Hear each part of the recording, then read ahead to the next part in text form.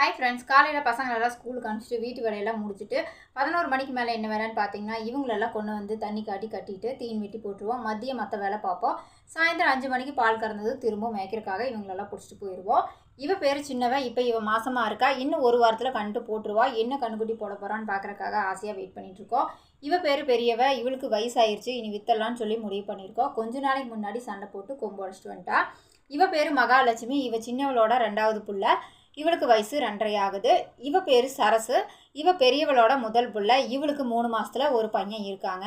அப்புறம் இவ பேர் லட்சுமி. இவ சின்னவளோட முதல் புள்ள. இவளுக்கு 4 மாதத்தில் ஒரு புள்ள இருக்கா. இவ பேர் வாசுகி. இவ லட்சுமியோட முதல் புள்ள.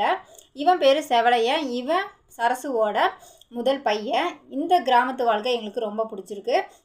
யாருக்கெல்லாம் இந்த மாதிரி வாழை பிடிச்சிருக்குன்னு சொல்லி மறக்காமல் கமெண்ட் பாக்ஸில் கமெண்ட் பண்ணுங்கள். இந்த வீடியோ பிடிச்சிருந்தா சேனலை சப்ஸ்கிரைப் பண்ணுங்கள். நன்றி.